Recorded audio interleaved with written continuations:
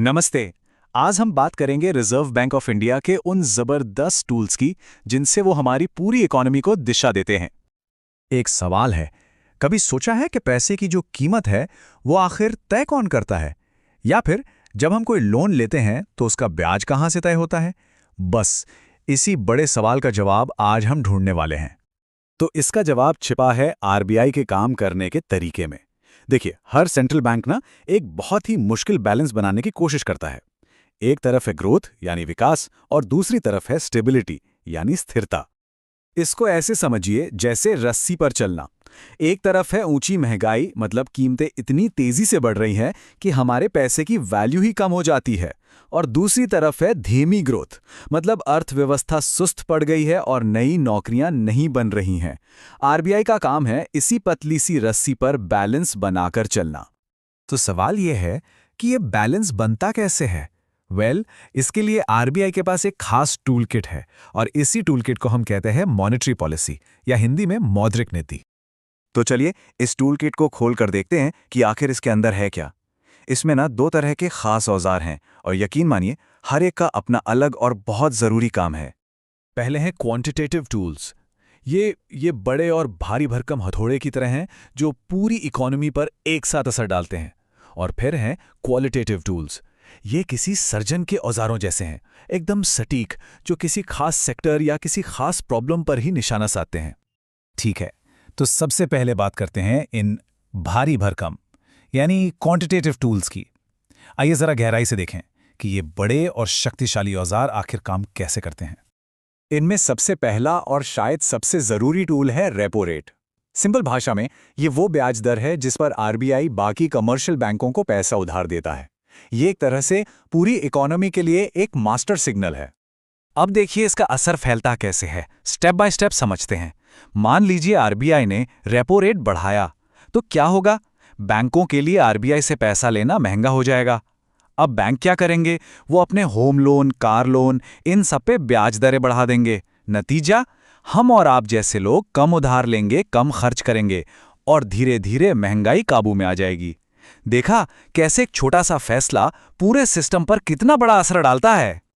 अगला बड़ा टूल है CRR, यानी कैश रिजर्व रेशो।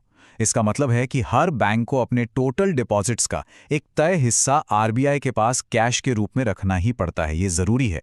तो सीधे सीधे ये टूल कंट्रोल करता है कि बैंकों के हाथ में असल में कितना पैसा है लोगों को लोन देने के लिए। और फिर आते हैं ओपन मार्केट ऑपरेशंस या OMOs। इसमें आरबीआई खुले बाजार में सरकारी सिक्योरिटीज या बॉन्ड्स खरीदता और बेचता है। इसको एक स्पंज की तरह सोचिए। जब आरबीआई बॉन्ड्स खरीदता है तो वो सिस्टम में पैसा डालता है, मतलब लिक्विडिटी इंजेक्ट करता है, और जब वो बॉन्ड्स बेचता है तो वो सिस्टम से पैसा सोख लेता है। तो अब ये सब एक साथ देखिए। अगर महंगाई से लड़ना है, मतलब बाजार से पैसा कम करना है, तो आरबीआई क्या करेगा? रेपो रेट बढ़ाएगा, सीआरआर बढ़ाएगा और बॉन्ड्स बेचेगा। और अगर ग्रोथ को बूस्ट करना है, मतलब बाजार में पैसा डालना है, तो ठीक इसका उल्टा करेगा। हर टूल का एक्शन एकदम क्लियर है। तो ये तो हो गए भारी भरकम हथौड़े, पर उस दूसरे टूल किट का क्या? वो जो सर्जन वाले प्रिसिशन इंस्ट्रूमेंट्स थे। चलिए अब उनकी बात करते हैं। इनमें पहला है मार्जिन रिक्वायरमेंट्स। इसका मतलब यह है कि जब कोई अपनी किसी संपत्ति के बदले लोन लेता है तो आरबीआई ये तय कर सकता है कि उस संपत्ति की वैल्यू का कितना % लोन मिल सकता है। मान लीजिए किसी को प्रॉपर्टी के बदले लोन चाहिए, तो आरबीआई मार्जिन बढ़ाकर उस सेक्टर में सट्टेबाजी वाली उधारी को कम कर सकता है, और वो भी बिना पूरी इकोनॉमी को धीमा किए। और फिर एक बहुत ही दिलचस्प टूल है मॉरल सुएशन, यानी एक तरह का नैतिक दबाव। इसमें कोई नियम कानून नहीं है। आरबीआई बस अपनी सलाह, सुझाव और बातचीत के जरिए बैंकों को अपनी पॉलिसी की दिशा में चलने के लिए मनाता है।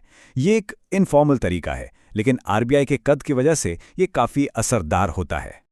ठीक है, ये सब पॉलिसी की बातें तो हो गईं, लेकिन असल सवाल ये है कि इन सब का हमारी आपकी जेब पर, हमारी रोज़मर्रा की जिंदगी पर क्या असर पड़ता है। चलिए इसी को समझते हैं।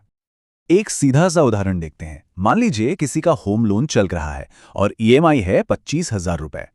अब अगर आरबीआई रेपो रेट में सिर्फ 0.50% की बढ़ोतरी कर दे, तो वही ईएमआई बढ़कर 26,500 रुपए हो सकती है। मतलब आरबीआई का एक छोटा सा फैसला हमारे महीने के बजट पर सीधा असर डालता है। तो ये थे आरबीआई के वो टूल्स जिनसे वो हमारी इकोनॉमी की गाड़ी को पटरी पर रखता है। लेकिन एक बड़ा सवाल छोड़कर जाते हैं। आज डिजिटल करेंसी और क्रिप्टो करेंसी का जमाना है। दुनिया की अर्थव्यवस्था पल पल बदल रही है। ऐसे में क्या ये पारंपरिक औजार कल की चुनौतियों के लिए काफी होंगे? ये एक ऐसा सवाल है जिस पर सोचना बहुत जरूरी है।